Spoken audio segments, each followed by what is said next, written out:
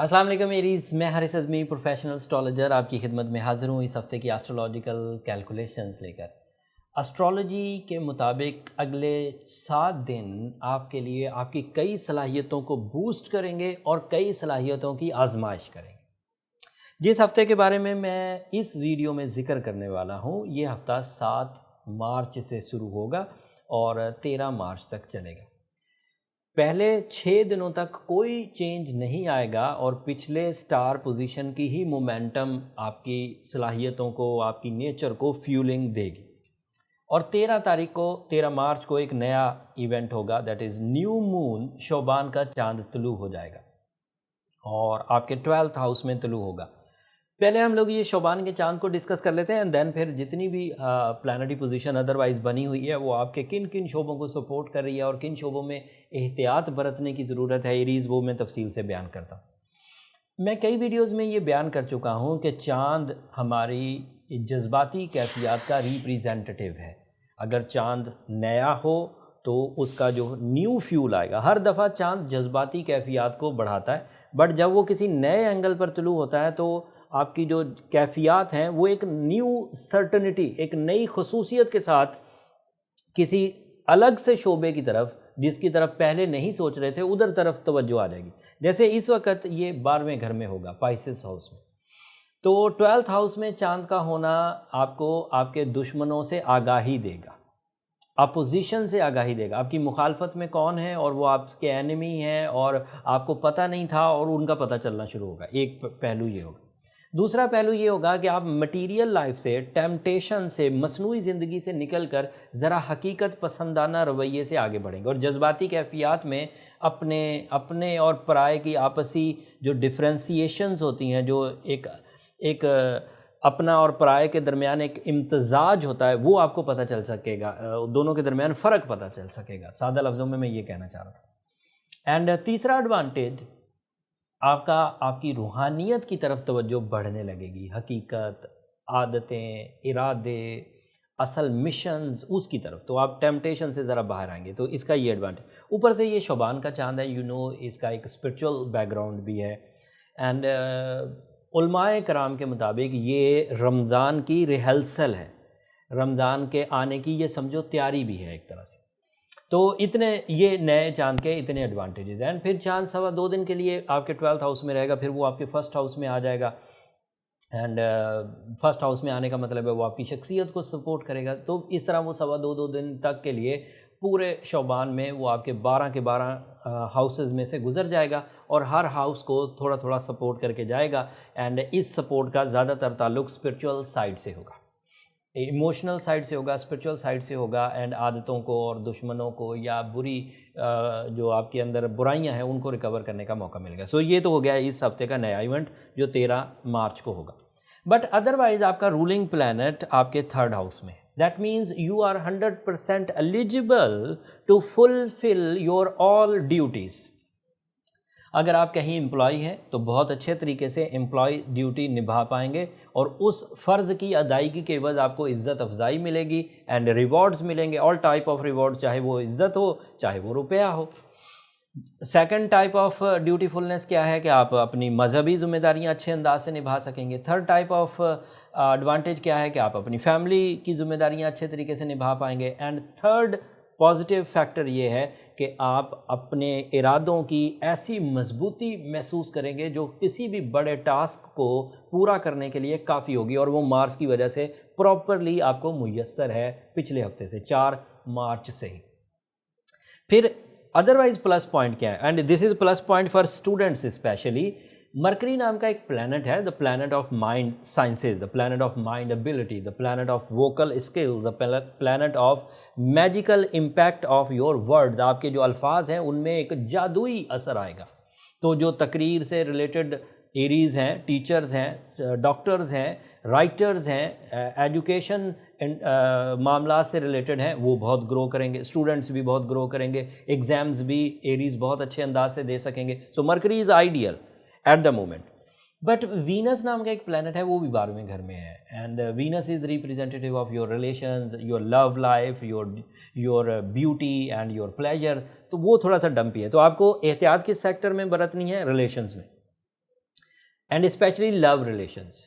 But otherwise आपके पास Mars के इवज पावरफुल एनर्जी है to fulfil your duties, and Mercury के इवज आपके पास माइंड कैपेसिटी हाई लेवल पर है, जिसमें एग्जाम्स दिए जा सकते हैं, आइडिया मेकिंग की जा सकती है, कंपटीशन किया जा सकता है, कैलकुलेशंस की जा सकती हैं, एजुकेशनल फैक्टर को इन्हांस करने के लिए एडमिशन्स लिए जा सकते हैं, बैनुल अक़वामी इक़दामात किए जा सकते हैं। तो ये शॉर्ट टर्म प्लैनेट तीनों मैंने बयान कर दिए, मार्स, वीनस एंड मरकरी। सन भी आपके यहाँ अभी थोड़ी सी कमज़ोर पोजीशन पर है, लेकिन अगले हफ्ते जो क्लू देकर जा रहा हूँ, अगले हफ्ते सन आपके फर्स्ट हाउस में आ जाएगा, उसके 1 या 2 दिन के बाद वीनस भी आपके फर्स्ट हाउस में आ जाएगा। तो ये आगे आपके पास कुछ पॉजिटिविटीज़ हैं, वो जैसे जैसे टाइम आता जाएगा मैं तफसील आपकी खिदमत में बयान करता जाऊँगा। Saturn and Jupiter, 2 big planet, long term planet, अपनी आइडियल पोजीशन पर हैं एरीज़। अगर किसी एरीज़ में कुछ कर गुजरने का जज्बा है, जिस्मानी कुव्वत एज फैक्टर की वजह से उसे मुयस्सर है। देखें, कुछ लोग एरीज़ हैं लेकिन अब वो 60 साल के हो चुके हैं, तो उनका जिस्मानी जो ताकत है वो उतनी नहीं रही। अगर उनके पास अपॉर्चुनिटी आए, अगर उनके पास बहारें आए, अगर उनके पास नेचुरल सपोर्ट आए, तो वो अब अपनी जिस्मानी कमज़ोरी की वजह से बहुत कैश नहीं कर पाएंगे। लेकिन ऐसे एरीज़ जो अभी अभी अपनी कॉलेज या यूनिवर्सिटी से फ़ारिग हुए हैं, जो अभी अभी अपनी अमली ज़िंदगी में एंटर हुए हैं, अभी अभी उन्होंने शादी की है या अभी अभी वो शादी करने के प्लान्स कर रहे हैं, तो they are on their best. And जो अपने बेस्ट फॉर्म में है, जिस्मानी तौर पर उसने अपने आप को अच्छा भी रखा हुआ है, तो ये टाइम उसके लिए अचीवमेंट्स की वजह बनेगा ही बनेगा, फेस वैल्यू की वजह बनेगा, माइंड मैच्योरिटी की वजह बनेगा, कंसंट्रेशन की, आइडिया मेकिंग की, न्यू इनिशिएटिव्स की, एंड फिर उसके अलावा अपनी जिम्मेदारियां निभाने का। एंड थोड़े अरसे बाद जो दीगर प्लैनेट जब अपनी पॉजिटिव एंगल्स पर आएंगे, वो मज़ीद आपको सपोर्ट कर देंगे।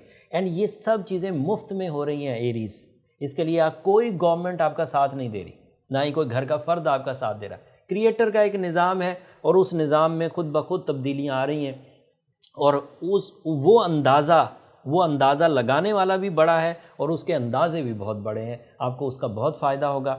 अगर तो कोई एरीज़ इसी तरतीब से अपनी जिस्मानी कुव्वत को इस्तेमाल कर रहा है, अपने माइंड स्किल्स को इस्तेमाल कर रहा है, अपनी प्लानिंग, अपनी कैलकुलेशन, अपनी रिस्क टेकिंग, अपनी एजुकेशन, अपने कैरियर, अपनी मल्टीटास्किंग, अपने लक फैक्टर, अगर इन चीज़ों को इस्तेमाल कर रहा है तो दैन वेल एंड गुड। और वो जब जब अपनी कामयाबियाँ हासिल करे, वो अपने रब का शुक्र भी अदा करे।